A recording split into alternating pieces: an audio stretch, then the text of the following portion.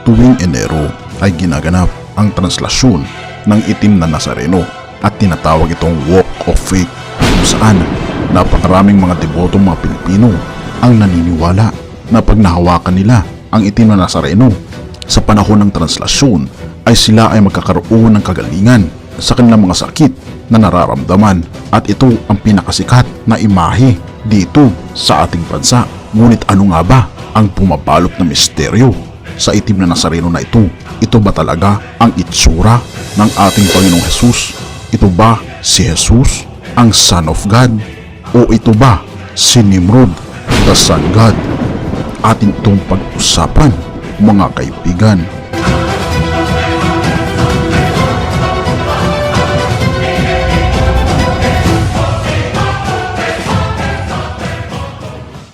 Milyon-milyon kada taon tuwing Enero ang nakikipagsapalaran at nakikipagbuhis buhay upang mahawakan lang ang tali. Ganon din ang paghaplos sa itim na Nazareno dahil naniniwala sila na pag nahawakan ang itim na Nazareno ay sila ay magkakaroon ng lakas at kagalingan dahil dito. Ngunit ating babalikan, mga kaibigan, ano nga ba ang history ng itim na Nazareno? Ang itim na Nazareno, mga kaibigan, ay inukit ng isang Mexican artist noong 16th century na dinala dito sa Pilipinas. Isang kwento-kwento kung bakit daw naging maitim ang Nazareno ay dahil nasunog daw ito. Ngunit ang katotohanan nito, mga kaibigan, kung bakit maitim ang Nazareno ay dahil ginawa ang imahe ng itim na Nazareno dahil sa mesquite wood. Ito ay isang klase ng kahoy na maitim ang kanyang kulay.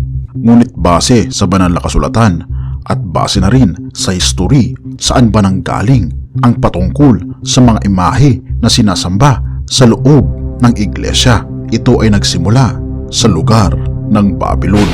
Noong panahon ng 3000 BC, isang babae na nagngangalang Semiramis o Ishtar sa Ingles at binabanggit sa Biblia, mga kaibigan, na ang tawag sa kanya ay Astoret o Astarte, ay tinatawag siyang Queen of Babylon. Si Semiramis, mga kaibigan, ayon sa history, ay kanyang inampun ang lalaking nagngangalang Nimrod.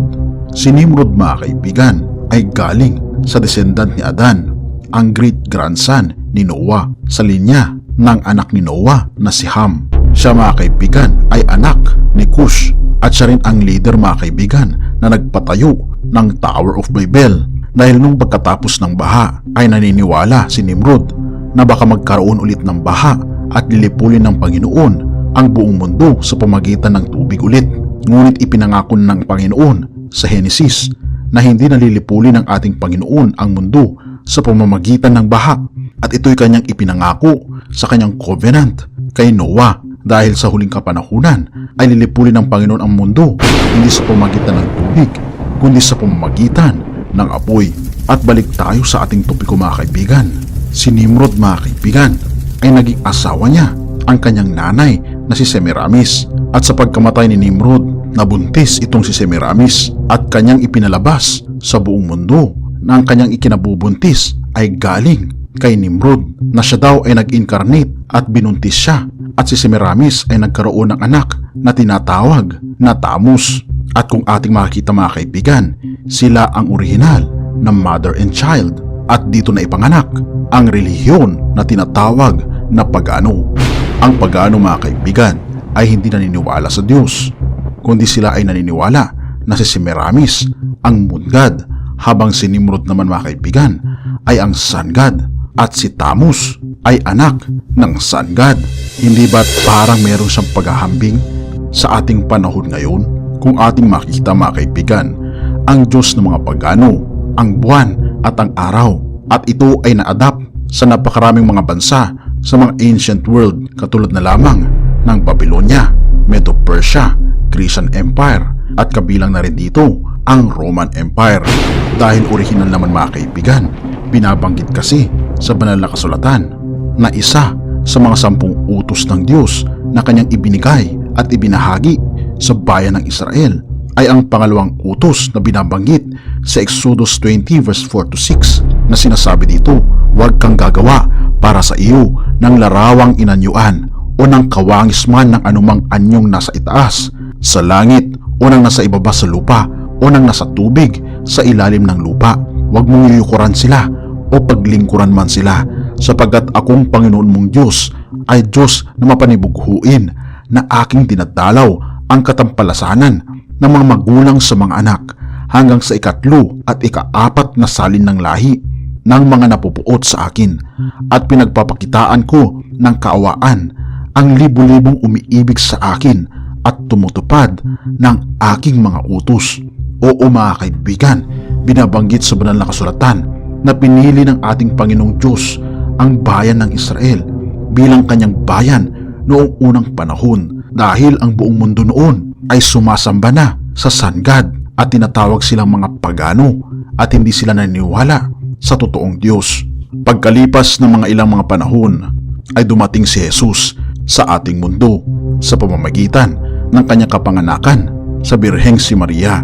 At kung ating makikita mga kaibigan at mababasa ang Biblia, ay hindi kailanman sumamba ang ating Panginoong Jesus sa anumang klase ng larawan, dahil naniniwala siya at sumusunod siya sa kautusan ng ating Panginoong Diyos na huwag gagawa ng larawang inanyuan o ng kawangis man ng anumang anyong nasa itaas, nasa langit o nasa ibaba sa lupa o na nasa tubig sa ilalim ng lupa.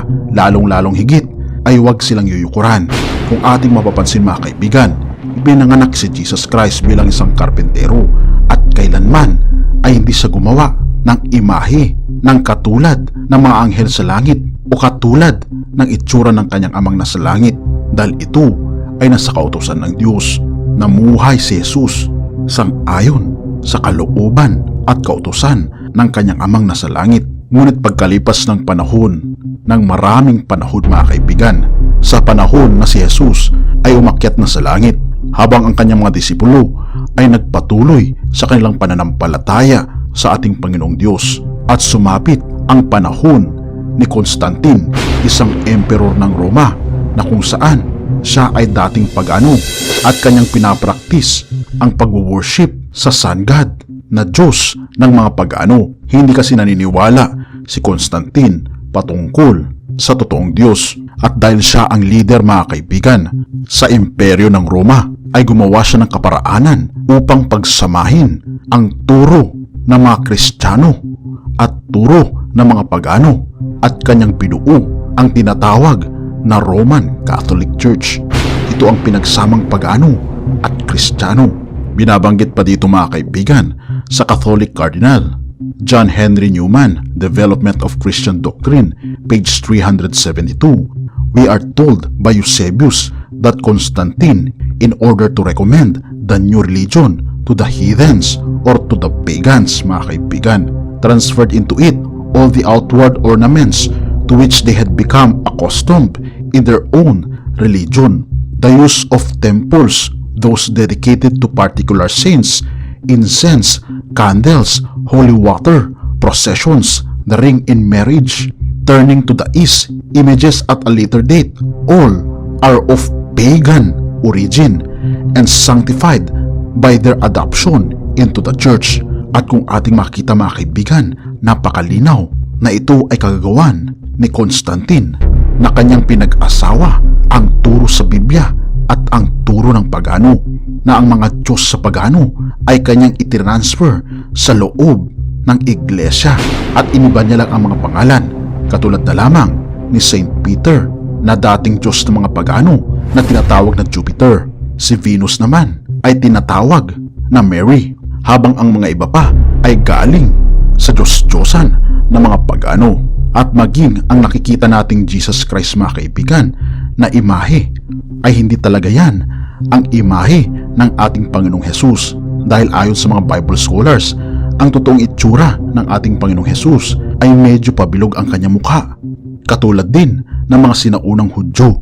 Ika pa dito mga kaibigan, sa church history, Century 2, Chapter 2, Section 7, Christianity became an established religion in the Roman Empire and took the place of paganism. Christianity, as it existed in the Dark Ages, might be termed baptized paganism. Oo mga kaibigan, nahaluan ang mga turo sa loob ng ating iglesia na mga turo ng mga pagano. isang bagay na magbibigay sa atin ng kaisipan na binabanggit mga kaibigan sa John 8 verse 32, at malalaman mo ang katotohanan, at ang katotohanan ang magpapalaya sa inyo. At kung ating makikita mga kaibigan sa ulo ng itim na Nazareno, ano ang ibig sabihin ang araw sa kanyang ulo? Hindi ba't katulad din ito ng larawan ng mga sinaunang Diyos-Diyosan na katulad ni Nimrod at ni Balder na tinatawag na Sun God? Ngunit ang tanong ay, bakit napakarami ang napapagaling ng itim na Nazareno na ito? Ito ang kasagutan dyan mga kaibigan. Ang inyong mga pananampalataya, ito ang nagpagaling sa inyo, at hindi ang imahe. Ang isang bagay na nagpagaling sa atin, ang Panginoon. Siya ang nagpagaling sa atin. Ngunit hindi dahil mga kaibigan sa inawakan natin na itim na Nazareno.